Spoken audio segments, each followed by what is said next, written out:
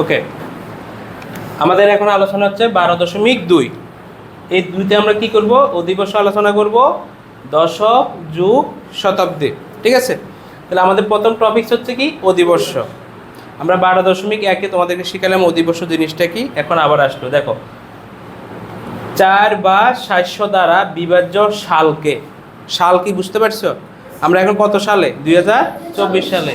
ওই সালকে যদি 4 দ্বারা বা 700 দ্বারা বিভাজ্য হয় তাকে আমরা কি বলবো? অধিবর্ষ বলবো। তো অধিবর্ষ হলে কি লাভ? অধিবর্ষ হলে ফেব্রুয়ারি মাস হবে 29 দিন, অধিবর্ষ না হলে ফেব্রুয়ারি মাস হবে 28 দিন। এখানে আছে 4, এখানে আছে 700। তাহলে 4 দ্বারা আমরা কখন ভাগ করব আর 700 দ্বারা কখন ভাগ করব, সবাই জানো কি না? আচ্ছা, তোমরা একটু বলো দেখি। 2030 এই সালটাকে আমরা কত দিয়ে ভাগ করব? 4 দ্বারা। আচ্ছা, এই সালকে আমরা কত দ্বারা ভাগ করব? 700 দ্বারা। কারণ 4-এর সাথে ডাবল শূন্য, এই সালের সাথে ডাবল শূন্য আছে, তাহলে আমরা কত দ্বারা ভাগ করব? 700 দ্বারা। যদি 700 দ্বারা ভাগ যায়, এই সালটা হবে অধিবর্ষ। আর অধিবর্ষ হলে লাভ কি হবে?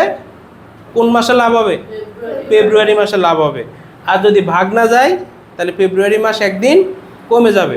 এটাই মূলত হচ্ছে অধিবর্ষ। তোমাদের পরীক্ষা আসবে এই নিচের কোন কোন সাল অধিবর্ষ, বা 2030 সালটা কি অধিবর্ষ না অধিবর্ষ নয়। তাহলে তোমাকে কত দ্বারা ভাগ করে নির্ণয় করতে হবে?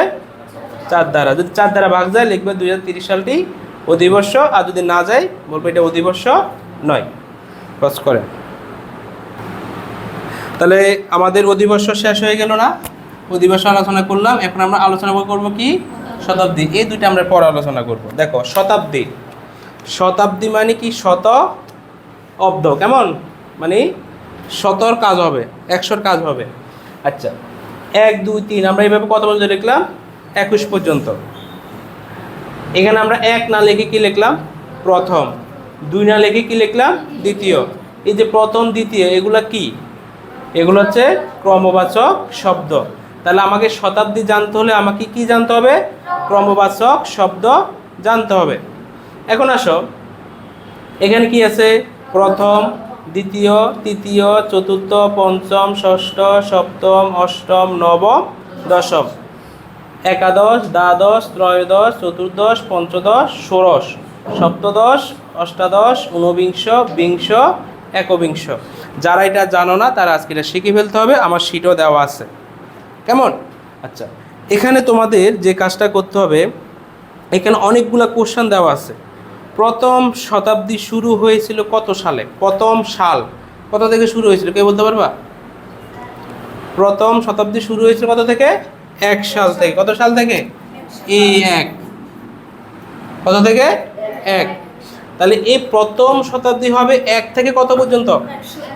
1 থেকে 100 পর্যন্ত হবে কত শতাব্দী? প্রথম শতাব্দী। যদি আসে 99, কোন শতাব্দীর? 99 কোন শতাব্দীর? মানে 1 থেকে 100-র মধ্যে যত সংখ্যা থাকবে সবাই কোন শতাব্দীর? কথা ক্লিয়ার? এবার আসো কোন শতাব্দী? দ্বিতীয় শতাব্দী। দ্বিতীয় হলে কত হবে? 101 থেকে 200। এটার মধ্যে যত সাল থাকবে সবার মালিক হচ্ছে দ্বিতীয়। এখন আসেন, এখানে একটা জিনিস শিখা দিতে আমাদেরকে, একটু পজ করেন। কি লিখছি? পূর্ণ সালের পরে কোন সংখ্যা দেখলে তা পরবর্তী সাল হবে। স্যার বুঝি নাই। এবার আসেন, আমি এখানে কত লিখলাম? 100। এটা কি সাল? পূর্ণ সাল। কেন পূর্ণ? 100। এটার মধ্যে আর কোনো খুচরা মানে কোনো অঙ্ক অতিরিক্ত আছে কি না? আচ্ছা, আমি যদি লিখি 105, তাহলে 100-র সাথে কত যোগ হয়েছে? আমরা একটা অঙ্ক করলাম না, 100 যোগ 5। তাহলে দেখো 100-র সাথে একটা অতিরিক্ত কি আসছে? তাহলে পূর্ণ সাল হচ্ছে কে? 100। এই পূর্ণ সালের পরে কোনো সংখ্যা দেখলে, একটা সংখ্যা আমি দেখতে পেলাম, দেখলে তা কি হবে? পরবর্তী সাল হবে। তাহলে 100টা কোন শতাব্দী? তাহলে 100-র সাথে অতিরিক্ত কি আসছে? তাহলে এটা কি প্রথম শতাব্দী হবে? এটা কোন শতাব্দী চলে আসবে? দ্বিতীয়। আচ্ছা, আমি লিখলাম এখানে 500, এটা কোন শতাব্দী? 5 মানে কি? পঞ্চদশ, মানে পঞ্চম শতাব্দী।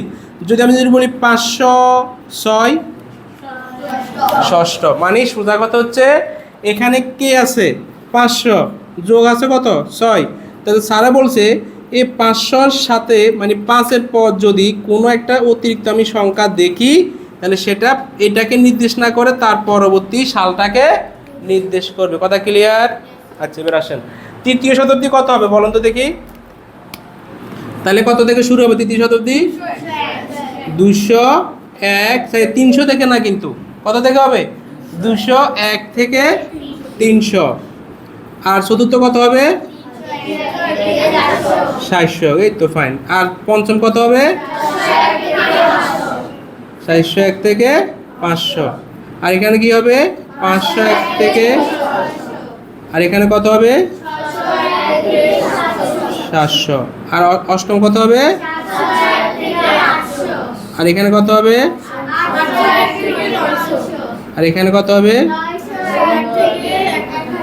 1000। এটা হচ্ছে আমাদের। এখন যদি বলে 999 কোন শতাব্দীর, আগে দেখবা 900 সাথে আছে কত 99, তাহলে এটা কোনটা হবে দশম শতাব্দীর। কথা ক্লিয়ার? এই তো তোমরা অনেক ভালো।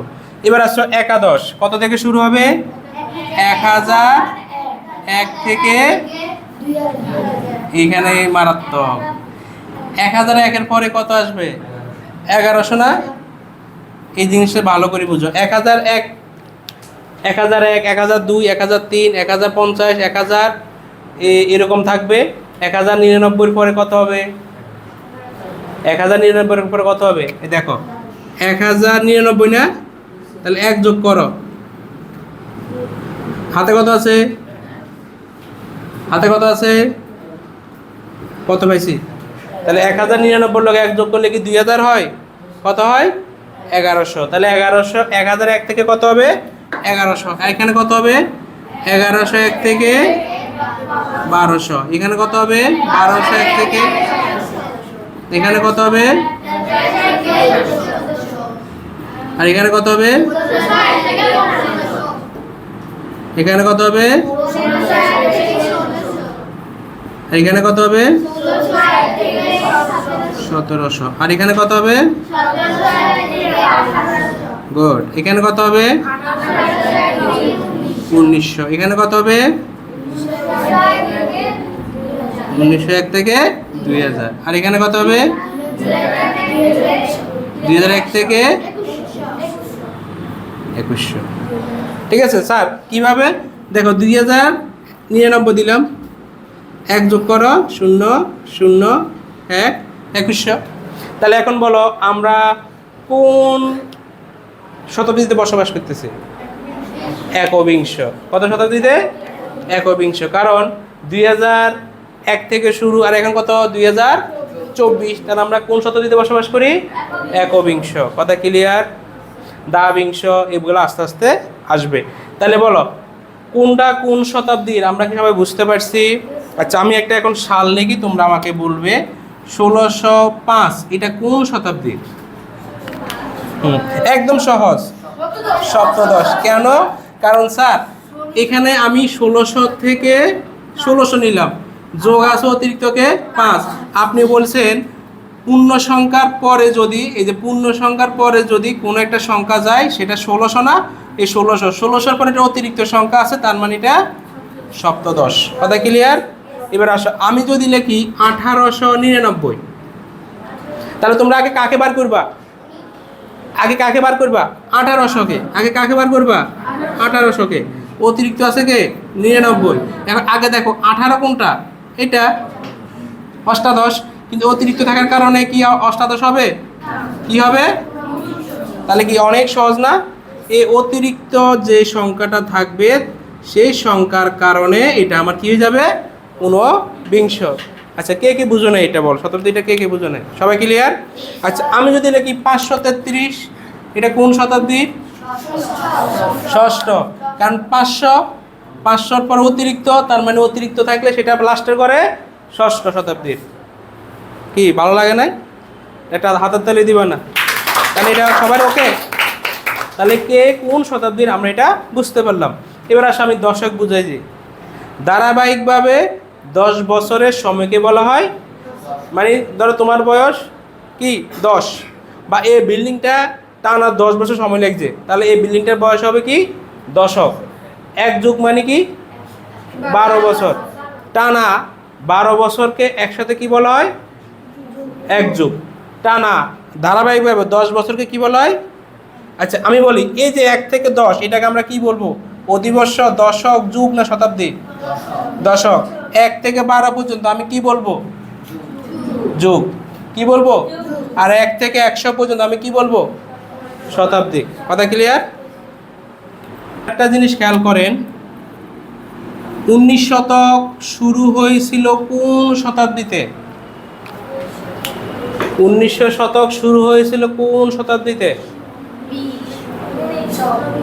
কত? 1900 শতক শুরু হয়েছিল 19 শতাব্দীতে। যদি বলি 1905 কোন শতাব্দীতে শুরু হয়েছিল? যেভাবে তোমাকে কোশ্চেন করো তুমি দেখবা যে অতিরিক্ত কোনো কিছু আছে কিনা। স্যার কাটেন।